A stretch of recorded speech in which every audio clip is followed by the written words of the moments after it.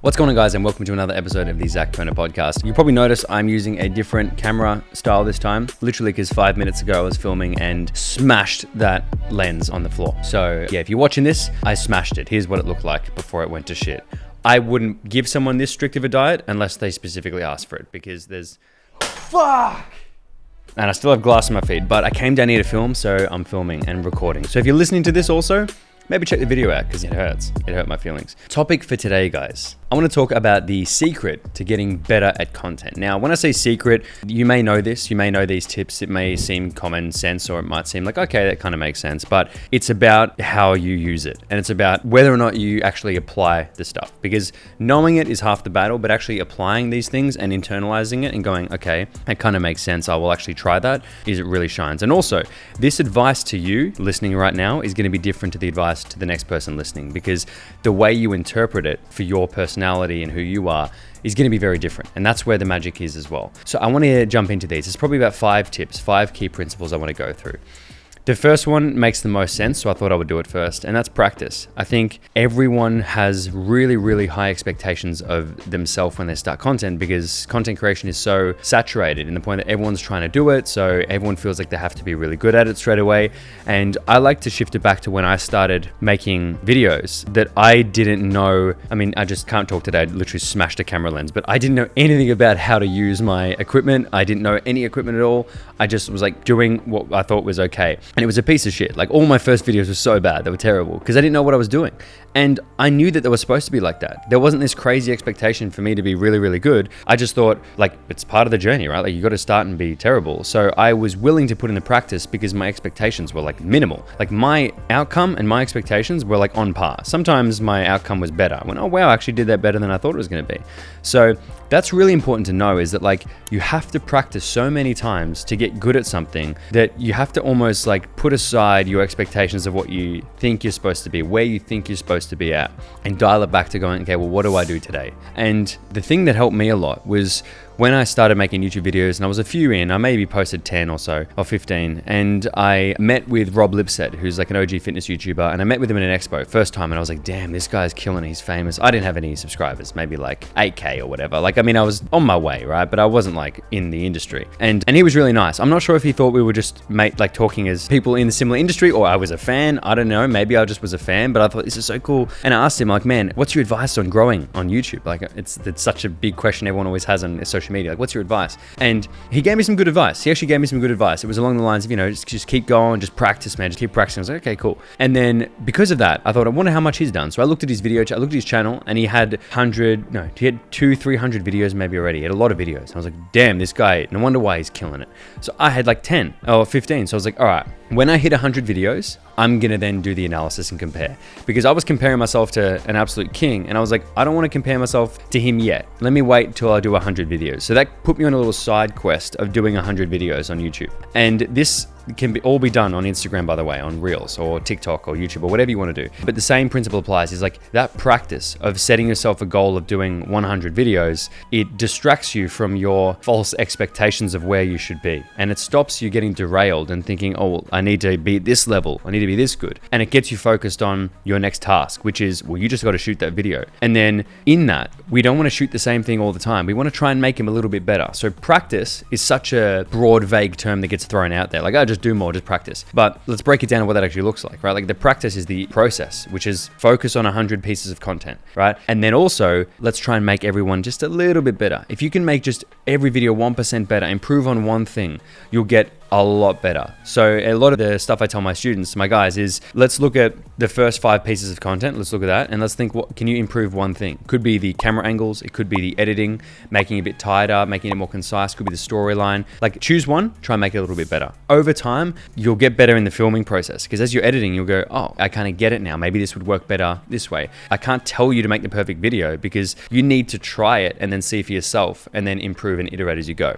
So practice is the biggest thing. And in terms of action items, make 100 pieces of content and try and make each one a little bit better every time. Then you can get in your head about comparing, okay? But until you do that, you need to work, you need to practice. The second tip is be different. So many people now are complaining about, oh, it's saturated, everyone's doing it. But they're all copying each other, and there's all carbon copies of everyone, and no one's really different. And what I found worked really, really well is to back yourself in all your weirdness and originality and show people something that's not done before. So instead of always looking at the algorithm and like For You pages and things like that for content ideas and for tips, like just get out of that for a minute and think about what hasn't been done before, maybe what you could bring to the table, what's interesting, what's different. Like for me, I did a random face swap video with Harry Potter. If you guys probably saw, OG guys, did a Harry Potter video. I did random face swaps with something else. I would like clip some movie scenes that I thought were funny and I put myself in them sometimes. Like I did random stuff because I actually thought it was genuinely funny. I'm like, this would be hilarious. I didn't see anyone else do that. So I didn't go and look at what people did and then copy that. I just thought like, hey, what could be cool? What could be funny?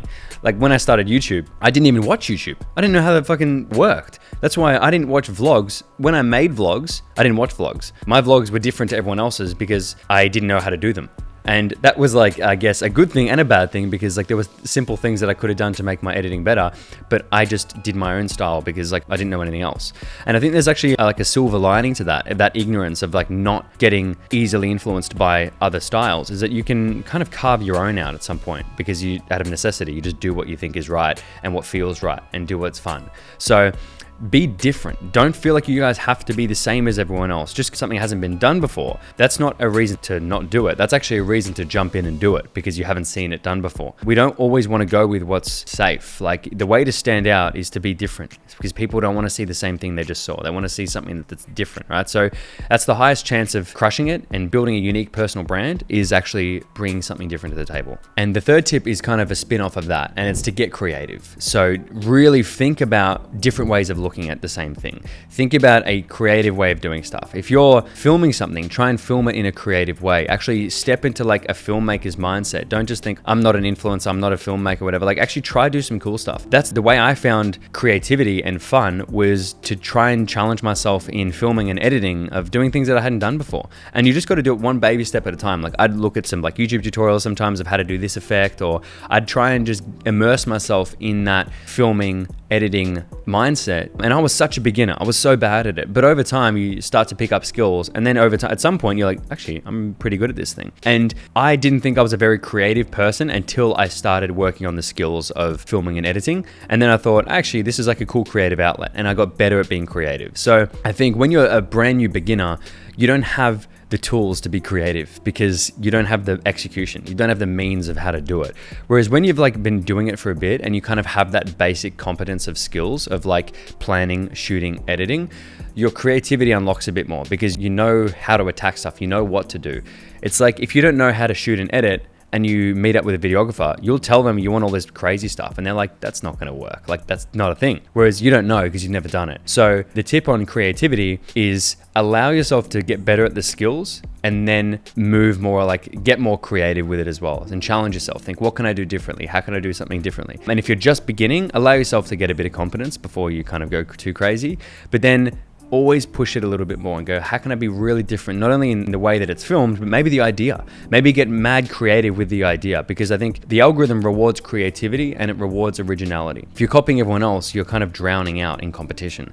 Whereas if you're doing something that no one's done before, automatically you're like, a sample of one. So it's really, really advantageous to be different and be creative. Now, fourth thing is more like technical. So maybe you're a little bit further along, and that's understand watch time. So all the algorithms, even YouTube, Instagram, TikTok, everything is optimized towards watch time, because pretty simply put, they want people on the platform for a long period of time. And watch time is also, it's not like the companies are all evil going like, we want to keep you on the platforms. It's like if your video is good, people watch it for a longer time. If it's shit, they're going to turn it off pretty quick. I think that's common sense. So optimize your videos for watch time means keep people on the video for longer. And in order to do that, the video has to be good. It's got to be a good idea. It's got to have some kind of thing that they're wanting to see, or they want to see more of it, or they're waiting for something to happen, or it just can't be boring. The biggest killer of watch time is emptiness, empty space, silence. You starting a video going with a pause and going, hey guys, today, done. Forget about it. Everyone's already just swiped away. So think about like your first 5 seconds of a video has to be some kind of hook, some kind of 5 seconds, 2 seconds, right? Because the average watch time in a video is like 0.8 seconds before someone scrolls. So you really only have 1-2 seconds to get someone's attention. So start with that in mind And then in the editing, scrap the stuff that's just not adding anything. If you think, is this adding anything? Get rid of it. YouTube has more lenience because they're sitting down, they're going to watch it for a longer period of time. The watch time on average is going to be higher, but for short form, you got to be real brutal with it, and you got to take out a lot of stuff that you think doesn't need to be there. So look at the edit, look at the video, and go, what can I remove? What can I actually take away to make this video better? Not what can I add, what can I actually remove? Then the next time you go to script a video, think about the script of like in the video format and go, does this look like a good video, or is this filler space, or is this junk in here? Do I need to get rid of that? Tighten it up. So you're taking out silences, you're taking out unengaged bits, and you're tightening up the video. Whereas instead of being 2 minutes, that should be 30 seconds. Instead of being a minute, it should be 40 seconds. Like, you got to really dial it back. When you have a video, like I have a lot of guys, a lot of clients that go like, oh, my video is, it's a minute and 30. I couldn't take anything out of it. And I'm like, because you think that, it should be 20 seconds now, because that's the mentality, is you got to get good at reducing and thinking more is not better. So take things out and make it faster paced and optimize for the highest possible watch time, which is usually things have to happen all the time. You got to keep moving from one thing to the next. Don't bore people by keeping it in the same setting for too long. Now, I could talk about watch time for a longer time and go more into it. So let me know in the comments or wherever if you want me to do that. I can make a separate video about that. The last point is on understanding psychology. And this is just how humans, how we like to watch videos and consume content. And there's a lot of things that have in common in this, and you can kind of capitalize on these and reverse engineer it a little bit. So one is the fact that people like controversy. People like violence. They're kind of drawn to it. We're always, since the beginning of time, like we always like to see controversy and fights and things like that. So you can use this to your advantage by opening videos with more of a negative approach as opposed to a positive approach. People are really prone to hearing, stop doing this, as opposed to, here's something you might want to add to your arsenal. Like, people don't like that. People are much more like, oh, I got to figure out the bad thing, right? So you could use that to your advantage by doing negative hooks of like, stop doing this. Here's what you're doing wrong. Here's the mistakes people make. Like, that stuff usually does quite well. And also sometimes I use a bit of like fake violence, like slaps or whatever. Like, I do that to keep people engaged, because like, oh, whoa, what happened there? Even though it's completely fake, it kind of feels real. So you can use like elements of psychology of like how people are drawn to that controversy to your favor. The only problem with that is sometimes if you're making something controversial, obviously you're going to get a bit of blowback. So you just have to keep that in mind. I've actually stayed away from controversy on purpose because I didn't want to deal with the blowback, because I just thought I'd rather not. But a lot of people lean into it and it works really well for them. So it depends on your personality type and what you're attracted to in that sense. But you can still capitalize on that mindset of like that negativity. Like, you'll see those videos that you know you want to watch, because for whatever reason, your primal brain wants to watch that video. So you can take bits from it, and then you can backpedal sometimes and not go too crazy. You don't have to have some crazy stance on things, but you can just at least position it from that angle of like a controversial take, or talking about something that usually is controversial or whatever, and then you put your own spin on it, right? The next thing is like keeping it relatable and shareable. So people love to share things with friends online and sending them things and sharing videos. And sharing videos is the #1 signal of a video going viral, because it's essentially doing Instagram's algorithm's job for it. So instead of the Instagram algorithm showing people and trying to find who would like this content, who would like that content, you sharing it is doing its job for it. So it's a perfect measure of virality, of going, is this video worth going viral? Is this keeping people on the platform for longer? And of course it is, because people are sending it to people and they're sending it to. So then you got to think, okay, well, what makes people want to send everyone else videos? And it usually comes down to being relatable and highly shareable, because it's like they have something in common with that person. There's an archetype of a personality that you've targeted, that they know someone like that. It's relatable, it hits home. Or they want to share it because it feels like it embodies who they are. Like oh, that's so me, I want to share that. And it's an expression of who I am. So I always think, like, when you're making a video, could you see someone sharing that publicly because they think that's so me? It's like a virtue signal. It makes me look good. I agree, right? It's hilarious, guys. I want to share this positivity. It's funny. Like, that's like a lot of my viral videos that are funny.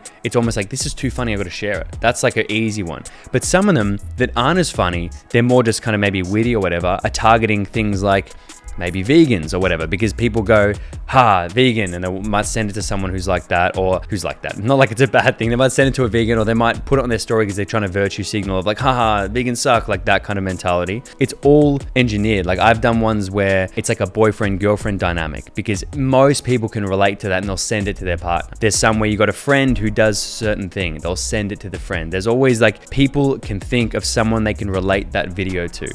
And that's where videos go viral, is going, how can I either make this video feel like it's an extension of someone and they really want to share it with the world, with their friends, or it makes them think of someone that they could send it to. So like think of certain archetypes of types of people, of what they usually do, and you think of someone, if you think of someone who does a certain thing, chances are someone else does that as well. And you could make a video on that and it becomes relatable all of a sudden. So it's kind of like looking at reverse engineering what we feel is relatable and finding patterns in that and then making a video on that topic. So it's kind of like, I always tell people, like, don't choose Nando's to make a video about because it's only available in a couple of countries, like in, you know, not a couple, but not worldwide. Use like McDonald's or KFC because it's the most recognizable, relatable thing ever. So don't use obscure examples.